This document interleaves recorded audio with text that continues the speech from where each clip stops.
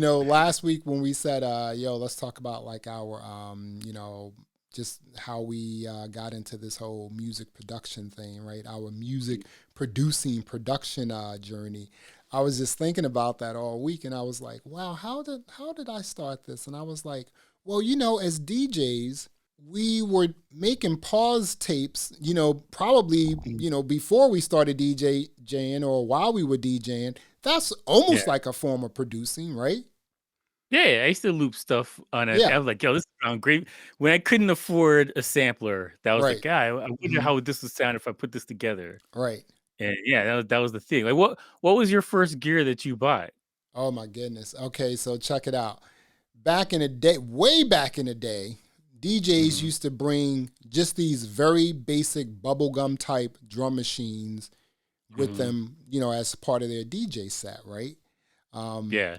and they would just have like the basic, 80s sort of sound, um, the 80s kicks, the 80s snares and claps and everything. And, you would Mhm. just, it was almost like it was the beatbox first, and then people started doing a human beatbox, right? So Mhm. DJs started using that. And a friend had one, and he gave it to me. I forget the brand, but I started using that, and then I really didn't like it because I was like, well, you can't do much with it. Like there wasn't a step sequencer or anything like that. Even Yeah, though I didn't know yeah, what a step sequencer was, I was like, so I yeah. just kept DJing. The first piece of gear I got was I think it was a Fostech or a Tascam 4-track Mhm. recorder. Okay. And Yeah, dude, yeah. man, when I got that, and I was just like, oh wow, this is kind of crazy right here, right? Because I can record things at least 4 times on top of each other, but then I Yeah, can yeah. record them 4 times on top of each other again, and then keep doing that over and over again, right? Yeah, So I used to make unlimited. these right. So I used to make these medley DJ mixes where it sounded like I was playing like 20 or 30 songs all at the same time. Mhm. And Oh, you're just super. yeah, so and then like just give them out at school and everything. Like, yo, check this out. It's Mhm. the super duper mix. That was the first one. I think I bought it at a pawn shop. I think it was Mhm. I think it was a Fostech or a Tascam. Maybe, yeah, maybe a Tascam, 4-track Yeah. dude, use the cassette tape. Best thing I ever bought. I wish I still had it too. Yeah. For me, I was initially I wasn't that into it. I just like listening to music. Like my dad had a record player and he had a bunch of like gospel and soul records and stuff like that. So I used to have big headphones on that's bigger than my head. And as a kid, I'm like 10 years old. I would just sit there and listen to music. And my sister, she was heavy into piano. She's like a concert pianist. And my dad was like, I gotta foster this. So he bought her a keyboard, like a Boss drum machine. I can't remember what it's called. I have to look it up. I'll probably link it up somewhere later. But he got this drum machine, he got this keyboard, he bought this big speaker for her. And so like she was just crafting like art, whatever. And Wow. when she was done playing with it or playing music, whatever, and recording her thing, I used to fool around with it in the drum machine, but like I wanted the drum machine to sound like the rap music and I couldn't get so I was like, this sucks. Right. So, but that was my first drum machine thing I played Wow. with, and it sounded like trash, and my beats were super simple, but that was my first foray into music production. And Wow. then like we moved, uh we sold some stuff, and then I got back into music production around the time when De La Soul's first album came out, 3 Feet High and Rising. Mhm. And my brother, Classic my album. sister, yeah, my brother, my sister, and I, we pulled all of our money together and we bought an Nsonic EPS. Oh And my that was my goodness. The first sampler. keyboard with the floppy. Yeah, with the floppy. I still Oh have my a goodness. I have a pile of floppy disks with some terrible beats on there, but that was my first real foray into production, music production. And like my sister, she could play. Our brother, he could play trumpet and some other instruments, and I could barely put anything together. But we kind of like tag teamed and worked together for music, and that's how it started. That's That was the like a beginning. that was $1,000 or $2,000 machine back then, Oh, it was wasn't a it? grip. It was a Yeah. grip. So basically, what we did was we sold the stuff that my dad bought for my sister because it was a really good keyboard, Yeah, it and we was. sold it. We Mhm. got permission, of course, because we were still kids, but we sold it. And my dad was like, "All right, fine," and we pulled our money together, and then we got to the money that we needed, and we bought a used one. And I think it was like $1,400, something like that. I can't Yeah. remember, but that's what it came up to. And we were jamming on that for a minute, and we made some terrible beats, but that was the dream there. Yeah, because that joint had a sequencer in it, you know? Yeah, you could do everything in it. And his Right. sampler, I think it's Mhm. like 16 minutes or no, 16 seconds or 16 seconds, yep. It was yeah, or weird something like because that. that thing people like just had that machine only Yeah, and you could seek do made everything on it. yeah, Old rap songs back in the day, the yeah. loop was like 3 seconds, 2 That's it. seconds. Mhm. And then you got maybe your drums and all that stuff all combined would be half a second, 2 Mhm. seconds. So you have plenty of space after that. So you could do 2, 3 loops. You could do a bass line, like it's just a bass sound and just Yeah. play it up, whatever. You could Oh do a my lot with goodness. that. The Yeah. floppy disk, I remember that. My first so Floppies. after the 4-track for me, I ended Mhm, up then years later, I ended up buying a Roland groove box, a 303 groove box. mhm. Even though I wanted the 505, the 303 was really cool. It was, it played a lot of stuff. It had a step sequencer, I mean, Yeah. it has some really hard kicks in it, great 808, obviously, it's a roller machine. Um, Mhm. but it still wasn't crazy flexible. So I just got rid of that and I was like, okay, I'm done. And then I had a radio show, and this guy kept calling me up wanting to come and DJ. His name is Mhm. DJ Akmal. He's basically, a big time, deep house, DJ producer, Okay. even today. And he Yeah. kept calling me. This was in Richmond, Virginia. He kept calling me like, "Yo, I want to come up. Yo, I've been listening to you. I want to come up. I want to spin." I was like, "Okay, come up." So he came up, and I was like, "Yo, come up next week." And then we started doing the show together, sort of like how you and I linked up, right? Yeah, And yeah. so we started doing the show together, and we did that show for like a good um, I don't know, 5 years before I ended up leaving Richmond and going up Mhm. north. But so we started producing together, and he had a Roland, I think it was the R6 or the R8.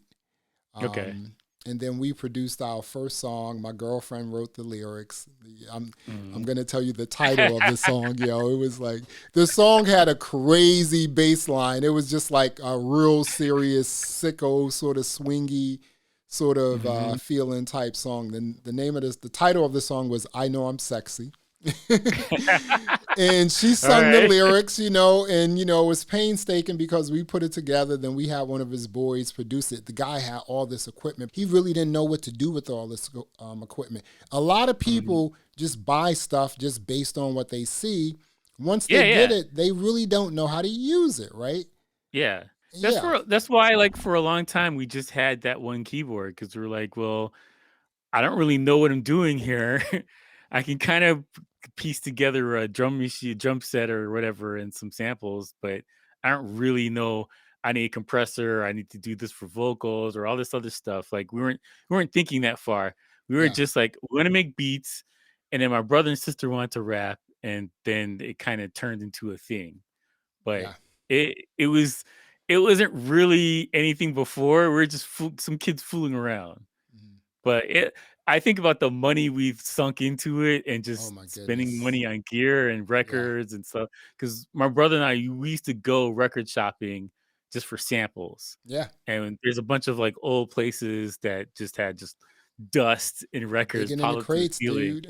Yeah, man. And you we had know, our motto: if the record had like a weird, crazy looking person on the cover, you got to buy it. No yeah. questions asked. You just got to buy it.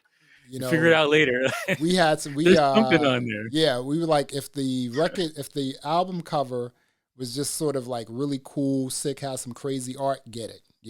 It's Yeah, got to be yeah, that's something the on it. motto. There's some It's got to doesn't be matter something where it on it. is, We used to sit there Right. and listen to the whole thing front to back. It was like, there's something here It's got to be because of this something album there. cover. There's something got to be on this thing. Exactly. You know, the Yeah. other thing is like after we made that song, which was sort of like an R&B song. Obviously, at Mhm, that time we were doing we were house DJs. The name of the mhm. show was the House Junkies. And it was like a dope show, man. It was even when I left, the show had Yeah, been running. It stopped. I mean, I think the show had been running for like 15, 20 years, you know, like that's me like crazy. started it, you know, it was Yeah, yeah, yeah. so we started making house music and back then you had to, you know, look at you had to send your music to these labels. At the time, we didn't know sending music to labels was considered unsolicited, so they would throw them in the bins, right? Yeah, So here we we were go in the just garbage. it was just dude, get rid of this, right? And so we would like look at the labels, and at the time, the labels had the the address, the phone number where you can just send stuff, right? So we used to just send it. We were sending it to a lot of at that time there was a New Jersey club sound. So we were, and a lot of Mhm. labels were in New Jersey that we really liked. So we were sending them up to Inglewood, which was, where a lot of Mhm. these labels Yeah, were. yeah, And yeah, I no one know. got back to us, right?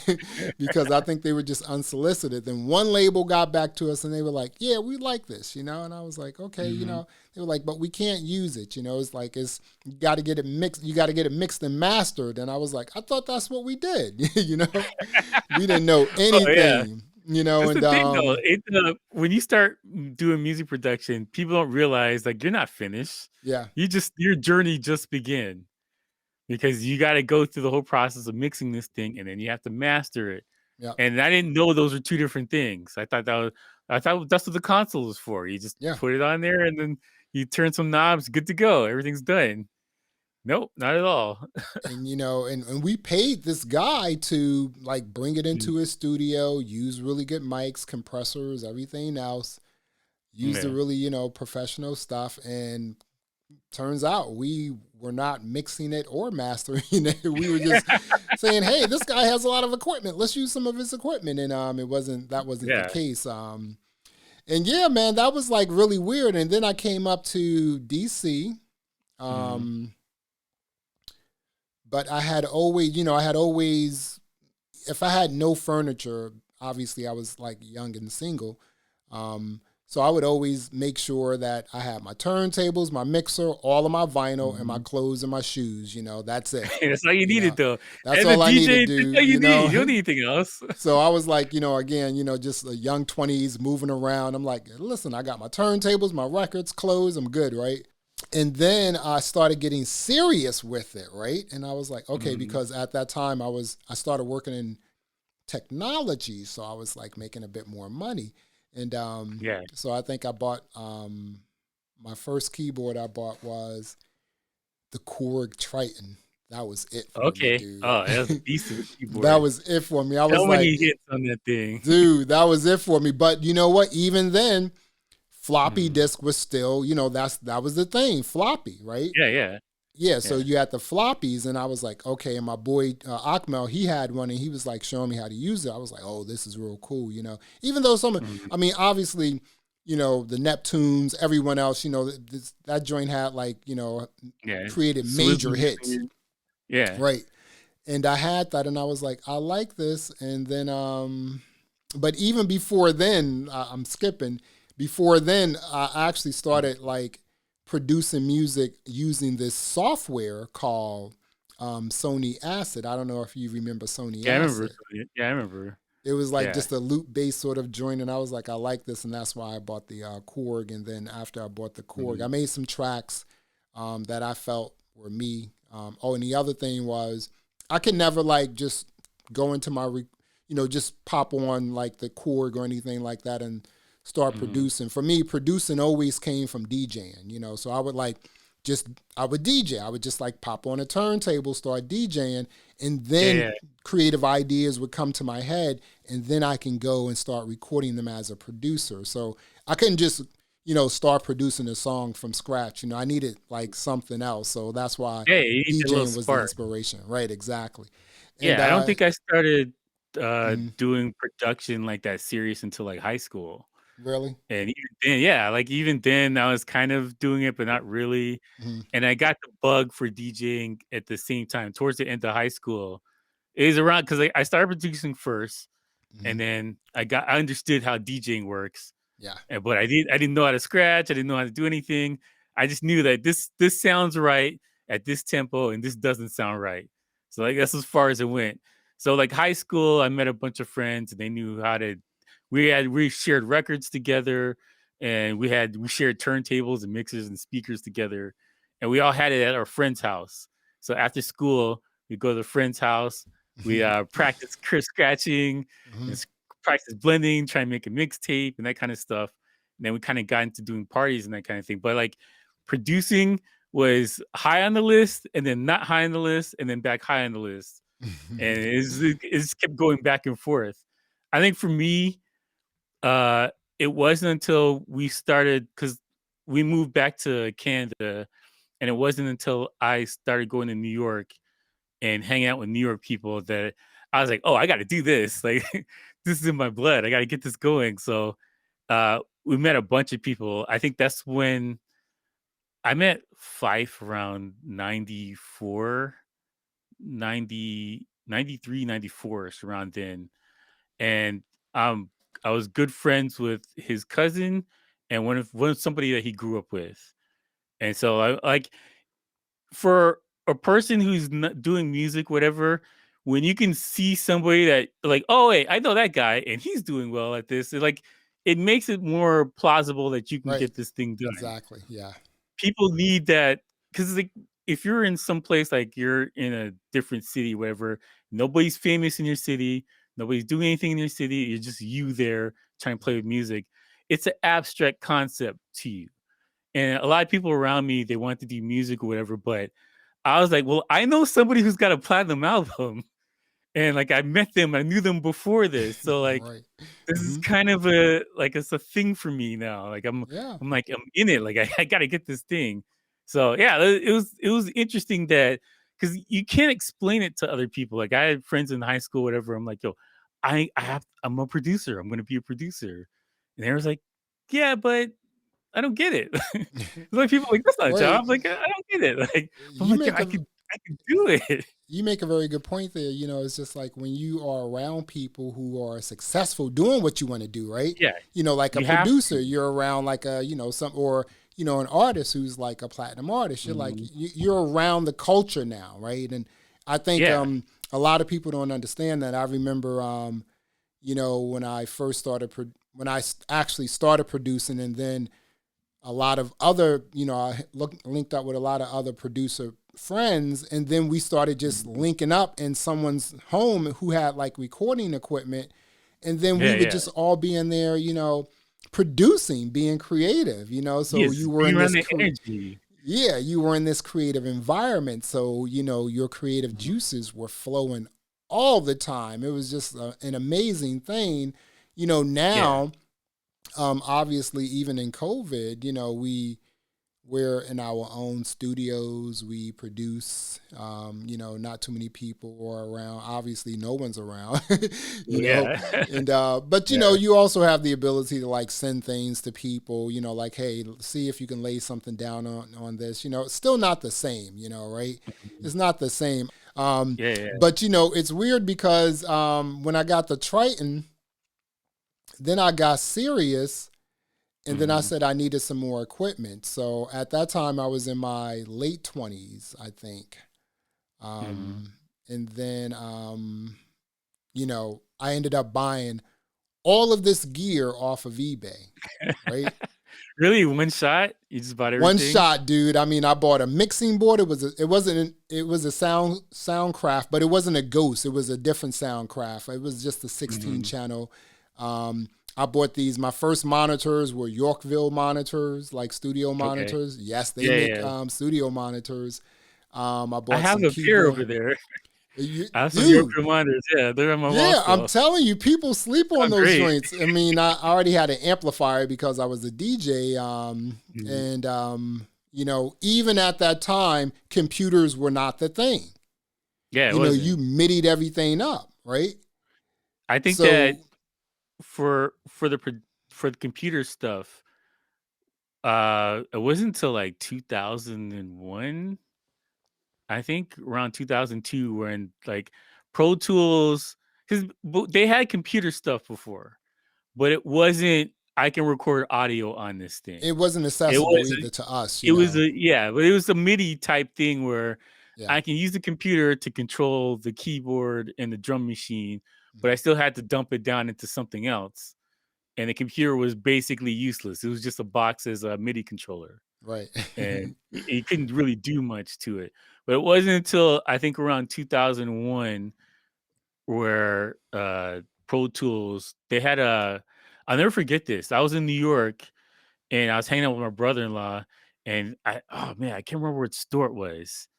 They had Pro Tools had they had a session where they're gonna show people what Pro Tools was gonna do, and they had it set up on the computers. I can't Mm. remember what store it was, but Probably my brother Sam and I Ash. went to. They did a lot of stuff like that. Sam Ash or Rock and Soul or something like that. It could be Crazy Eddie. Sandman. No, no, it was somewhere in Manhattan, but I think Okay. it might be Sam Mash, but Mhm. you know what? I have to ask my brother-in-law. When I'm done with this, I'm gonna ask it. But like we went down to this thing to go watch this presentation from Pro Tools about what they plan to do and how this thing works. And everybody's mind was just like, they couldn't believe it. Because before that, we were recording all this stuff on ADATs Yeah. and 2-inch reels. Oh my And goodness. and Forget so about like it. you're like, what? I could do this on a computer and I can use it again.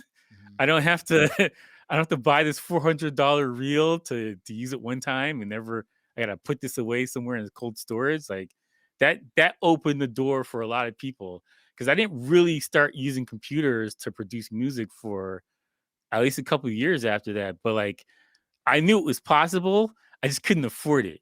Yeah. And so you have to get to the point where like, okay, I can get a computer that's strong enough, the hard drive is big enough, and then I gotta I have to bill pay for the software.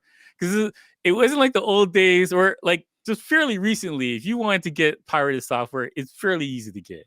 Yeah. If you knew where to LimeWire or look, something like that. Yeah. yeah, yeah. If you knew where to look, you could get it. Back in the day, there Mhm. was no pirated software. You had to pay whatever $1,000 for the software. And it cost a grip for the software, it cost a grip for the computer, Yeah. for the keyboard. Everything was expensive. So it was a thorough investment that you had to make. And so that's why I say, like, you had to be around like minded people because everybody else was like, this is a waste of money. What are you doing? Like, you could have Yeah. bought a car, you could have bought some clothes, like, you could have bought, like, Exactly. but I need the vinyl though. You can make sense to people who they're not creative like that. Mhm. Because if you're a painter and you're like, well, I need to buy this expensive canvas, and even though I'm only going to use it once, it's worth it to me. Somebody who's not a painter is not going to make sense of that, or how much paint costs, or the type of brushes that you need, or whatever. Like somebody who's not in that world, they can't understand it. And the same thing for music production and for DJing. If you're not part of that world, it doesn't make sense to you that anybody would spend all of this money Right. on a record player just for one. Exactly. And then you got to spend it again for the other one. Right, and even then there was like a hierarchy of like information when it came to like Yes. just knowing stuff, because even if you Yeah, said hey, exactly. right, even if you said hey, I'm going to get this computer, I'm going to get this rig, right, you still needed sort of a PCI card to run inside of your computer. Who No knew one really these ran things? stuff off of like Macs. It was all PCs, right? Yeah, So you yeah. needed a PCI card, and then you needed a Mhm. PCI MIDI card, and then you needed Sound all card. this stuff, right? Exactly, a PCI. So I mean, Yeah. at the point where I was like doing crazy producing, I was still Hmm. doing MIDI. I mean, I had a 2x2, running all my MIDI, and even Yeah, yeah. then, I did not have a drum machine. And then I was like, I need a drum machine, and so I Hmm. did. Everyone had MPCs. I've worked on MPCs before, and I was like, you know what? I don't want an MPC, right? I want something a Yeah, little yeah. different.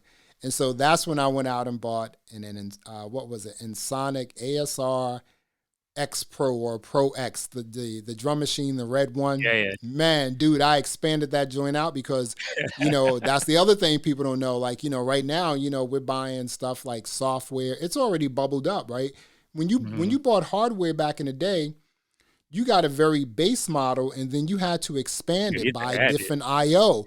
add It was sound packs to expensive. it. It was It was so that yeah. Ensoniq ASR Pro X, that was probably like a $1,200 device, Hmm. which came with just two IOs, an in and out, right?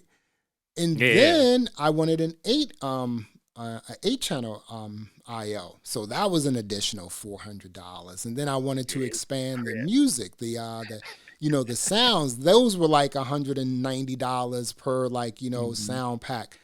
So I was like, dude, when it was all said and done, I think I had like a $3,000 drum machine because I had expanded Yeah, it, right?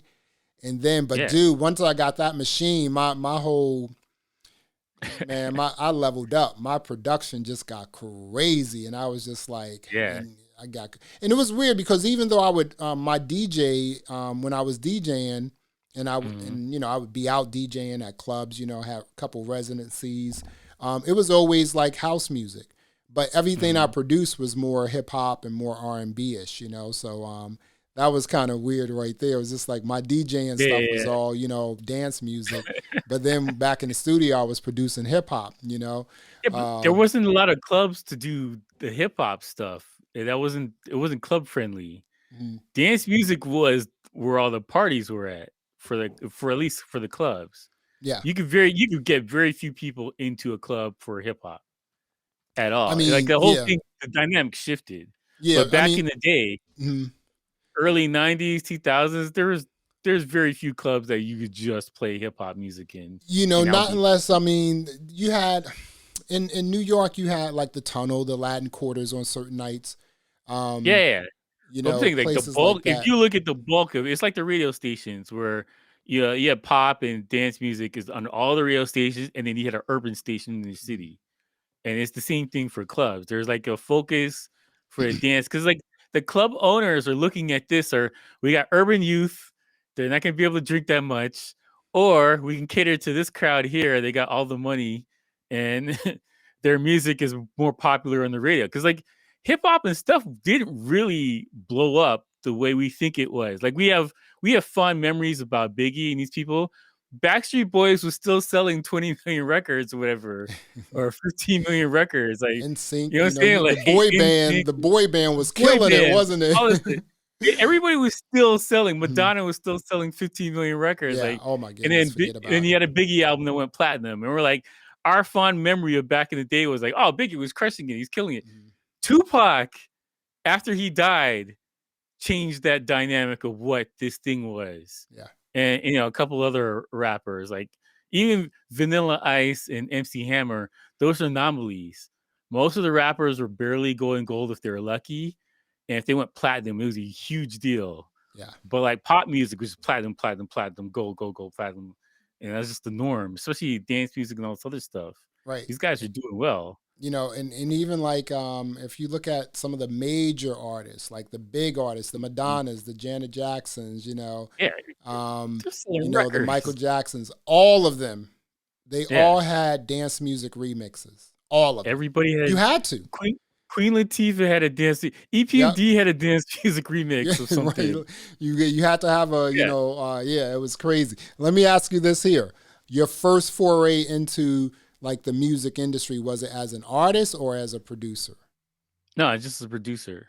Okay, And cool. like DJing took a before we got our record deal and before we hooked up with Tribe and all these other people, even before I, worked with Swizz, DJing was there, but it was more of a fun hobby type thing. I wasn't looking at it to make money. I was looking at the music production to be the thing that's gonna catapult me into the industry or whatever. And it was more meeting people, and like I didn't spend the time building up the network and stuff in Canada. I was always in New York. I was always like down south or something like that. So that's why like I didn't for me, it was like I production is the most important thing for me. And I was only meeting producers and rappers and this other stuff. I wasn't really hanging around other DJs except for when I was home. Mhm. So that was the thing. I went into it as a person who, well, okay, so this is what happened. So I was producing music, producing my own music, cranking out beats, because early on I was like cranking like 20, 30 beats a day, because at that time, that's what I lived for. I wanted to come home Mhm. after work and just start producing, and on Saturdays, I would just spend all day producing. But even though if Yeah, I, at the end good. of the week, if I had 50, 60 beats, I maybe personally only liked about 4 or 5 of them. So, um, Yeah, yeah. but coming up in New York and just doing the whole club scene in New York, the one thing I realized was in New York there was always a look. I mean, if you went out to clubs Mhm. again, whatever it was, Danceteria, um, you know, um, the Sound Factory, Limelight, or wherever you went, right? Mhm. There was people always had a look, right? Yeah, yeah. And so my whole thing, and at that time, I was just also getting into, fun fact, a little modeling, right? and Go ahead, man. right, so I was like, okay, so I was exposed to a totally different crowd as well, right? Because Mm. they had their little thing, and then they would sort of link up with like the club heads, and we would all come together. So my thing was, okay, I knew that the barrier to get into the industry was a little tough, right? Yeah. Um, so I was like, you know what? I'm going to develop artists. And so that's how I got into the industry. I Mhm. started like just finding, talent and developing them, putting a package together, like a look, a sound, Mhm. photos, the whole nine, and saying, okay, here you go. There you go. Yeah, Find your yeah. way to the labels. But my thing was, I would promote that to them, market that to them. Then they would pay me, Mhm. like, okay, I'm going to pay you to put a package together. So I was Mhm. developing artists that way. So again, I am you know, I want to get, my money up front, right? I want to get paid Yeah, up yeah, front. yeah. See, I Um, don't blame you though, because the thing though, yeah. back in the day, the Mhm. money was there. Yeah. You Mhm. know, you would have to haggle to get your money, but you could get your money. Right. Whereas now, like they're like, here's a coupon to Mhm. Popeyes. Like, good right. luck. And then a lot of I worked out of a few studios, and then a lot of like producers out of those Mhm. studios, they were sending artists to me like, hey, can you check this person out? What do you think? See if you can work with them, right? And I'm like, if I can work with Mhm. them, I'm like, yeah, I could put like a 3-track demo together. This is what it would cost, and they would pay me. So Yeah, that's yeah. how I basically was doing things. So I was like I was making a good living doing that. Then also DJing, then also my little small, like, gig I had just as, a regular Mhm. person. um, and Yeah, yeah. yeah, so it was kind of cool that way. The thing that really changed the way I thought about production, right, was I Mhm. bought a piece of gear, that's a question I'm about to ask you. Like, early on in your production days, what was it? Which piece of gear that just totally blew you away that you picked up, and you even have fond memories about that even today? I think for me, it was the Ensoniq ASR-10 Mhm. because I had So the the drum EPS. machine. No, no, I had the keyboard. The Oh, ASR-10 is the the keyboard. keyboard. Okay, Yeah, okay. yeah, yeah. So for me, when I sample like the song we sold to Swizz for his first Mhm, album, that was made on the Ensoniq, and then we took the money that we made from that and bought the ASR-10 with it, mhm. and like sonically everything just sounded better. Like it was Dude, punchier, the snares cracked, like that it was just a felt beast. better. I'm That still keyboard was a embarrassed. beast. I Yeah, yeah, yeah. mean, But you could Timberland's still probably using buy it. that Kanye used used. it. Yeah, Yeah, exactly. You could buy that used today, like in really great condition for three or yeah. $4,000. Yeah, see, it's still worth money. Yeah. Mine died, the power died, but like, So you uh, bought that brand new? no, no, I bought a used, but like, Okay, okay. yeah, I was trying to save money. I was like, I don't know where this thing's going. We yeah, got our first check. It was a Midi right. check. We Hmm. got to make this thing last. Oh We my did this thing for goodness. HBO. We did this thing for Swizz, but like, hey, we got to take it easy here. We don't know what's gonna happen next, and so like because we had the record deal before all of this stuff happened, and the record deal fell out. It fell through. We kind of got blacklisted, but that's the whole other story. Uh oh.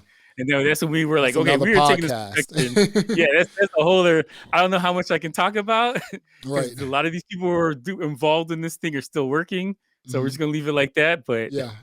uh, yeah, so we were like, okay, well, production's all we got. Well, we're gonna do production now, and we're gonna use the connections and stuff we made.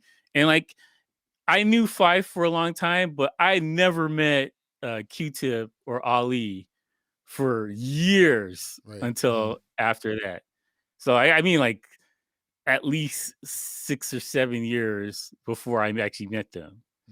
And these guys are these together. They're Titans or whatever. Like it's a huge deal to be associated with them, or even just hanging in the same room as them. And I'd be like, "Who's this guy?" Like, Right. you know what I'm saying? Like it's a huge deal. Like so, once we got production going, my brother-in-law started doing doing production heavy, and he charted a path. I think a little bit more. I think he worked harder than I'll just say it, he worked harder than us. I are also You said because I think you're not working hard enough. You have to work harder. he was killing. Like if I say it like this, if I was making 5 beats a day, he was making 25 beats a day. Damn, he was working hard. Yeah, he was. I would say like on a different stratosphere, and like his career is you can respect his career for it. Okay. But like I was working hard, but like I was still in Canada. I didn't want to. I like New York, but I didn't want to be in New York. Yeah. It was that kind of energy, whatever. I was just like, it was draining. And like I come back to Canada, and I was like, oh, there's birds chirping, there's fresh air. Nobody's trying to rob me. Like, no crime. yeah. Like it's a different vibe. So yeah. It was like a shell. Like you go, I'll put all these beats together, and then I'll go to New York and shop them and go take meetings and try and do all this stuff. And I'm like, you're like closed or in, and you're like, the world's beating you down. And then I'll go back to Canada and like, I can breathe again. Everything's fresh air, whatever. But like, because he was still in New York and he was grinding different than us, it absolutely a factor. And I'll say this though, his mind, I've seen this guy work and I worked with him. His mind is on a different stratosphere from what I was like mentally capable of making music. Like it's out of this world. How he can, because like he can sing and he plays drums. He went on tour with Faith Evans and all this other stuff. Like he's a big drummer, and so like his drum patterns are just out of worldly. And then how he thinks about his space for music is out of worldly. And so like that motivated me. I'm like, I gotta go. I gotta make stuff better. So I think that from the time for when we sold our first beat, I think HBO was our first beat and then Swizz. But like after that to where we were basically recently, a different universe. And so like, there's a roundabout way for I want to ask you is that how would you rate your music when you started to where you were or where you are now today as a producer? Oh my Like, goodness. how do you? I'm embarrassed by my beats. Even the song on Swizz, I hate listening to it. It embarrasses me. I I hate the mix of it. I hate everything about that song. But like, what do you feel about the songs that you got first, and then versus where you are now? Okay, so okay. So, how I'm gonna answer that question? I'm not flexing. Let me just put it out there. I'm not flexing, right? But I was always known for like my drums. Like people were like, "Yo, let him do your drums. Let him either mix your drums or give him what you've done and let him redo your drums." Right? I always had tight drums. That Ensoniq ASR Pro X, man, the drums on that joint. And then, I mean, I know, the thing about the MPC was it had a certain sort of saturation, swagger, swing when you just loaded stuff into it, right? But, the Ensoniq had the ability to control swing, right? Yeah. And so you can add this sort of adjust the swing on it and just everything else, and it was just hard as anything. I think back then obviously I was younger, so I was just doing things just off the top of my head. I thought my beats were dope. Mm-hmm. I think today my my drums are still tight. My drums will always be tight because I'm just into Yeah, percussions. I mean, just I kind of feel like if your drums and your bass line isn't sick, don't even play with me. It's just like I don't even want to yeah, hear it. Drums got to be for sick. But sure. I think that how I evolved was I went from sort of hip hop and R&B and even Mm-hmm. sort of hardcore dance music to now sort of like a bit more worldly, chill, lounge sort of Mm-hmm. vibes. So I think I matured, when it like as a producer. And it takes a long time. Yeah. It's just like, I mean, I remember watching an interview with Dr. Dre, and he was like, man, this was recent, like, maybe a year, 2 years ago. He was like, man, Mhm. producing is a young man's game now. And I'm like, it Yeah. depends on the genre, right? Oh, for sure. It depends on the genre because can anyone in hip hop do anything that a producer like At Jazz can do? Absolutely not. Can Mhm. anyone even think about hip hop on a house level like a Todd Terry, what he does to Jack House? Absolutely Yeah. not. So it's It's all a about different vibe or maturity, right? energy. Yeah, Exactly. yeah. So can people lay down jazz keys like a DJ Akmel on some of his deepest, dopest, like deep Mhm. house music?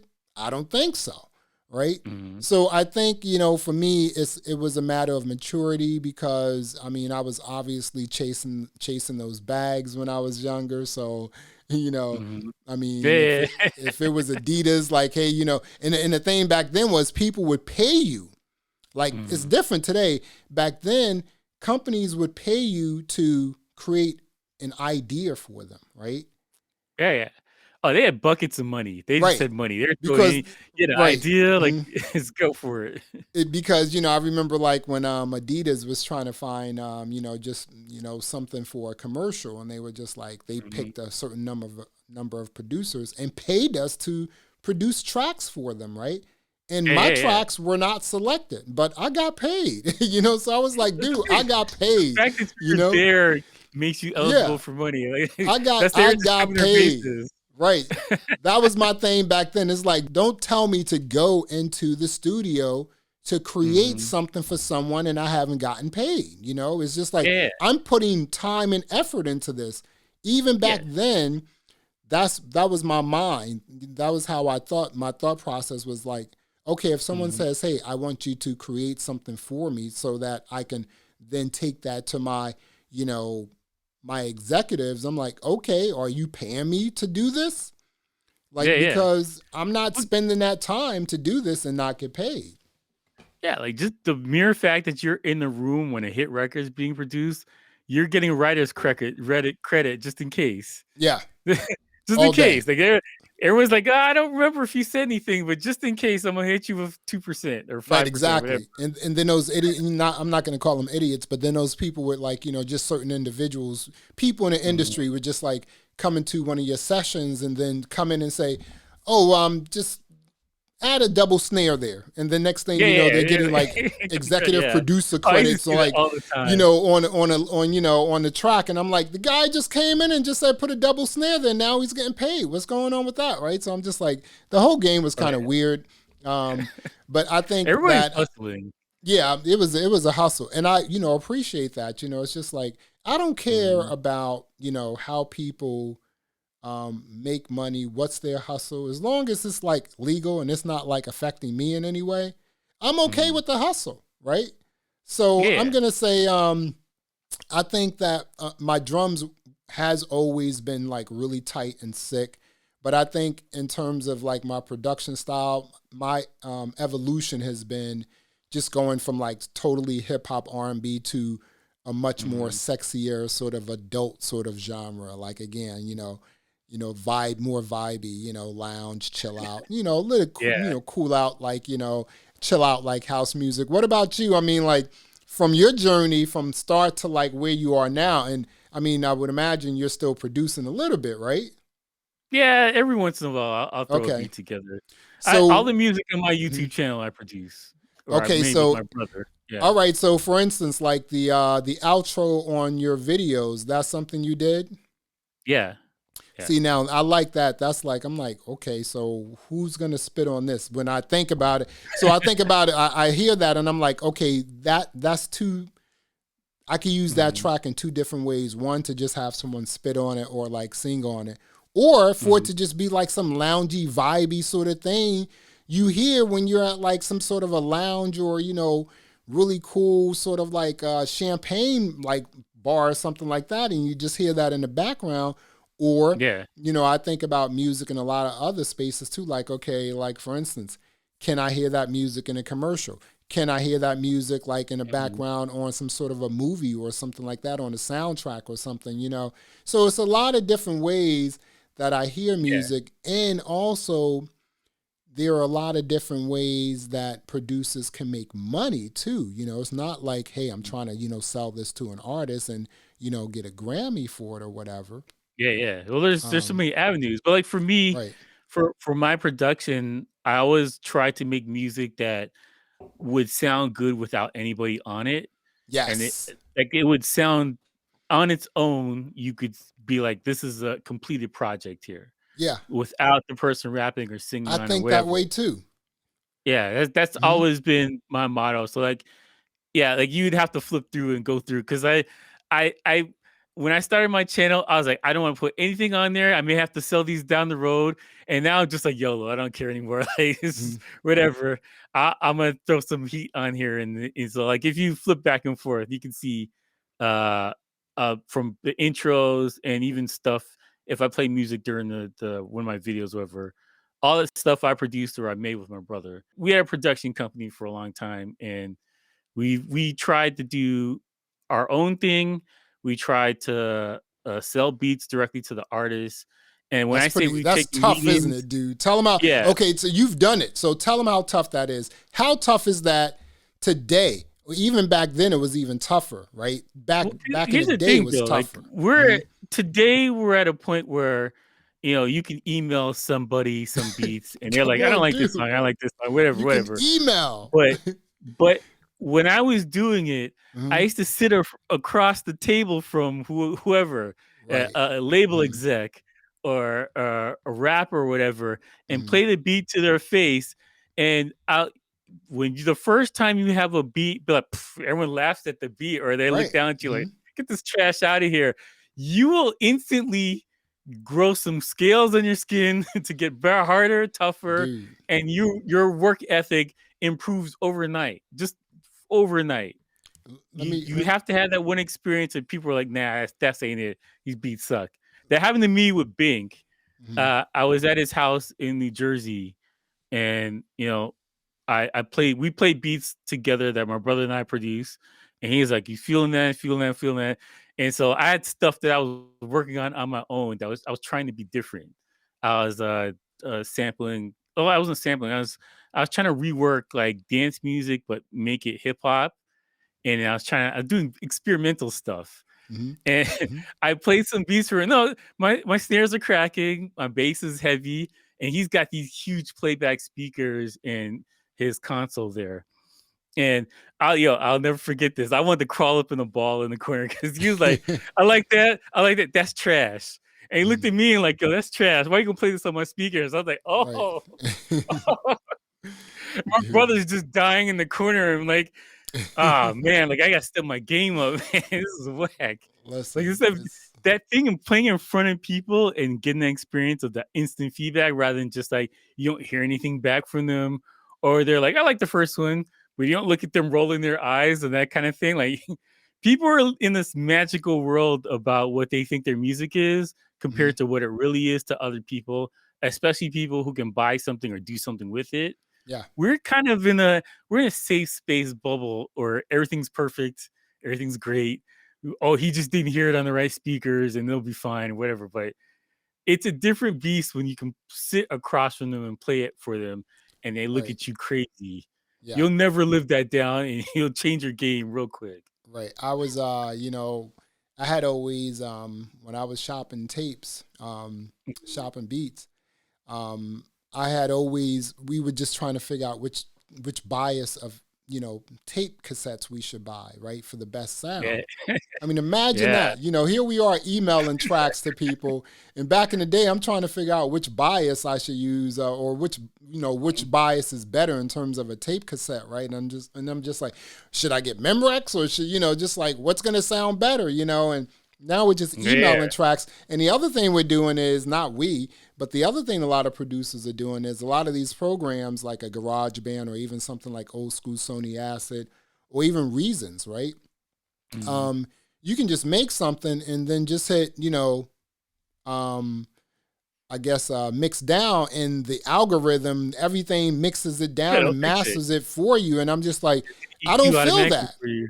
Right. I don't feel that. I Yeah. was like, I was interviewing Dave Vignola from Recording Made Easy, and I was telling him like I'm still into producing my stuff at home, and then when it's ready to, even though I can mix down and master, I can mix a track down, I can master a track, but for me, I think with producing, the other part that people don't understand is ear fatigue, right? It's just like, so if Yeah. I'm producing the track and then I'm also mixing the track and then I'm also mastering the track, it's not going to sound right because I'm fatigued. My ears are fatigued. Yeah. So, Plus, you're also listening to it in the same speakers. right, In the same space. exactly, Yeah. right. So I always I produce the track and I'm like, you know what? Once I produce the track, then I'm going up to my favorite recording studio. We're gonna like sit behind a 4,000 or a 9,000, and someone's gonna mix my track, and then someone else is going to master my track. You have different ears at each stage of the game. That's how I like it. Now I know everything is sonic. I know everything is right. I know levels are good. I know how it sounds on like flat monitors. I know how it sounds on dynamic monitors. Dude, I'm listening to the joint like, in a car, like on like a bull crap, boom box. I mean, I'm just trying to figure out how it all sounds like on all different Yeah. like Yeah. sort of Yeah. formats. Old Oh, school for style, sure. right? Yeah. My homie Ricky St. Hilaire, he's a mixing engineer, and he told me you can't polish a turd. No. Things gotta be good from jump. If it's not good, I can't fix it here. I'm not gonna make it sound better. A So guy like, yeah, gave like me he gave me a track to master. mhm. And what he had mixed down was this track where the bass and the compression was stupid. It was ridiculous. I was like, I said, I can't bring this to my boy. He's like, why not? I'm like, the thing with mastering is you get what you give, right? Mhm. So if you Yeah. give a really crappy mix down, the mastering You can't fix engineer can't do nothing. a lot with that, right? Yeah, you can't fix it. Yeah, Yeah. it's a mess. And it's the thing, for today, we've gone from I'm gonna send you the stems, and then you're gonna go to the studio and you're gonna mix it down, and I'm gonna record my vocals on the stems, Right. to now we're just gonna send you a 2-track. Like That's it. B.O.B., one of the songs that he rapped on from us, he just rapped on the 2-track. Mhm. He didn't go and he didn't ask for the stems. He didn't want them. He's like, this is fine. I'm like, what? We'll fix it. We'll do it. We'll pay for it. Like, it's good. No, he's like, it's Right. fine. Yeah. And like that's the attitude. Once the mixtape thing started happening, the attitude for a lot of the rappers, and it drives you crazy. The music that you're listening to on the albums today are the straight export out of Fruity Loops Yeah. with no extra work on it. That's it. And Like, that's why when yeah. you play Mhm. like Montel Jordan or something like that, Mhm. it sounds so much better than the music you're playing today. Yeah. And no one can figure out why. It's And not because Montel Jordan's a better singer, no or it's not because that samples is better. They spent the time of EQing this thing before they put it down to master. And you're levels, still getting you your got the two levels, track. right? Yeah. And these guys that are making the beats, no offense to some of them, because some of them know what they're doing. I would say this, like Drake's people, they know what they're doing. And so Drake wants that EQ from 40 first Yeah, before he's but going to do Drake anything. ain't gonna. Drake is one of those art. I mean, he's a superstar. Drake is not gonna put out any like crappy stuff because No, no. he's Drake, right? He's got quality. Drake has quality control, and that's Right. 40. Yeah. Everything goes through 40. You want to sell Drake a beat, it goes through 40. 40's going to Mhm. listen to the beat like, this is trash. Send me something better. Right. And then he's going to fix it. Right. And then that's why Drake's thing is consistent. No matter who gives him a beat, the Mm-hmm. music sounds consistent. But you listen to other artists that are on the like Billboard 100, it's all over the place. Yeah. EQ's different, bass is different, drums are different. Even the same producer, it's all over the place, and that wasn't the case before. You listen to music from the 90s, like New Jack Swing or whatever. Not everybody was getting songs from Teddy Riley, but it all sounded the same. Yeah. The same level of quality was the same. Yep. Yeah, they went through the same SSL board or Neve or whatever. They EQ'd it properly through the right compressors and all this stuff like that. What you're saying is okay. So okay, today you may have a person who, like, let's say there's an artist and a very popular artist, and they get a track from this person, and then the track is mixed and mastered from that person, and then they get another track from that person. That track is mixed and mastered from that producer. So they're getting all these tracks that are mixed and mastered from all these different producers, and then they place them on an album, and then everything is like this because it's not coming from the same studio. It's not coming from the same mastering house, you know? Yeah. So that's the there's problem. No quality control. Right. I think that especially for the new artists, they're recording their vocals in a bathroom or whatever in a hotel. There's no quality control, right? Mm-hmm. Yeah, like for us, I guess we're cavemen. Like, let's just put it out there, we're cavemen. But like, there's a reason why we did it this way for how many generations. Yeah. And that's the reason why you can listen to an Aretha Franklin record that was made in the 60s, and it sounds great still. Yeah. It doesn't sound like trash. Even when you hear the MP3 compressed version, it still sounds good. Why is that? It's because there's no quality control. Like, at least I think that for certain producers and stuff like that, you came in their age of, well, this is how it's done. You need to do it this way because you need to make it sound correctly for all of these types of speakers. These guys that make music today, they're making music for their headphones and maybe your car. If you're lucky, you get somebody that deals with the car. But generally, all this stuff is mixed and stuff for the headphones that they had that were on the Fruity Loops. And it's not to knock Fruity Loops because you can do everything correctly in Fruity Loops, but they're bypassing all the steps that you had to take. Like, you had to do your stems, break this thing apart, and you had to EQ your thing correctly. You had to take everything off. There's songs that I sold that I sent it to. I forgot to take the reverb off of something, and I got a call like, "Hey, I need you to FedEx me a proper version of this thing right now."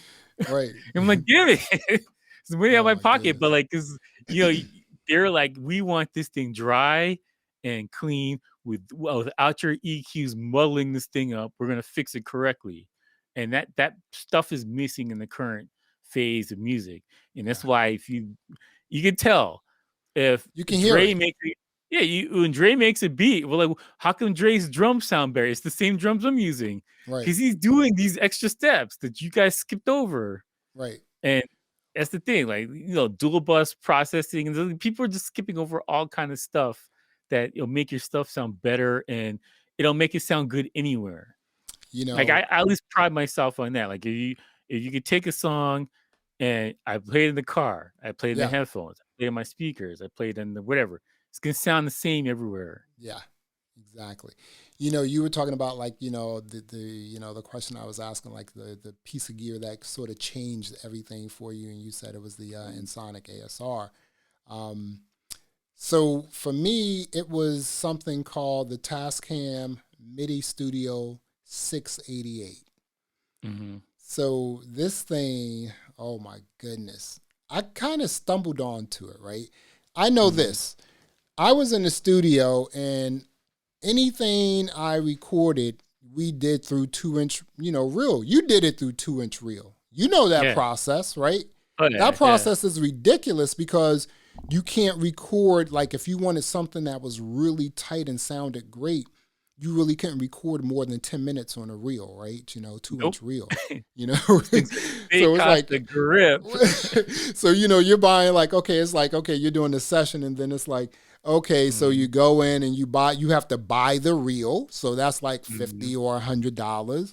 And then, you know, you're buying all this reel because you have like 5 or 6 or 7 songs or whatever, right? So I just Yeah. love how that reel to reel sound, that sound on tape. Mhm. It's just like that's what everyone talks about when they talk about that saturation, you know, that warmth, you know. It's coming from the board, it's being fed through tape. So the Tascam Midi Studio 688 Mhm. was a huge Tascam mixing board, but it also was a tape recorder. So you were able to record like 8 or 12 tracks, multi Mhm. tracks, multi channels onto this like cassette tape. You know, now Yeah. granted, it wasn't 2 inch, but it was tape, right?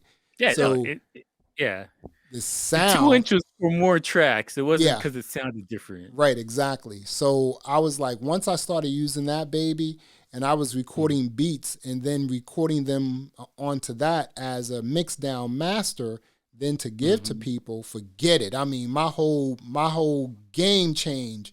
It was just a Yeah, step yeah. up because it was just like I now have 2 mixing boards because remember I have that like Soundcraft Mhm. 16 channel board. Again, it wasn't a Ghost, but it was a mixing board. And now I have the Mhm. Tascam Midi Studio 688, which was a mixing board, but also a tape recorder. Yeah. And my whole game changed. I'm telling you. I mean, I felt Because like mad confident. I was walking into places like, like, yo, of course your listen to stuff doesn't sound as good as mine. Look at this, right? Because it was not, it was you know, like you said, it was all about like the product you were selling to people back in the day. It was that. all Mhm. about the quality of it too, right? How did it Yeah. sound? Where did it come from? Which studio did it come from? Who recorded it? Mhm. Who like mixed it down? Did you have a little bit of light mastering? You know, Mhm. a lot of like, you know, entities also felt like, you know, when you were promoting music to them, they kind of knew it wouldn't be mastered, right? Because they would do that. But Yeah. as long as you had a really good, like, tight mix down and levels were good, you were good to go, you know. But that thing Mhm. changed my life, dude. I'm serious. I wish I had one today. It was straight MIDI. That thing Yeah. changed my life, man. I was like, wow, this thing right here just changed my life. And then what I used to do was when I needed to go into the studio to then have my joint properly mixed down and Mhm. properly mastered, I would bring that board, which weighed about like 75, 100 pounds, People don't know the right? struggle, man. Right. If you wanted to put your beat in to record it in the studio or whatever, you Mhm. had to bring all of the gear you used to make it. Right. Dude, So exactly.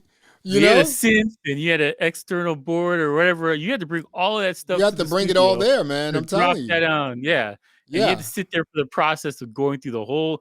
It wasn't like I'll play like a clip for 2 seconds and No. just loop that. No, Mhm. the whole whatever is a 4 minute song, 4 minutes, one Yeah. pass Mhm. for the drums, 4 minutes, one pass for the snare, for the hi hat, for the whatever. Like you had to go Yeah. through the whole process Yeah. separately.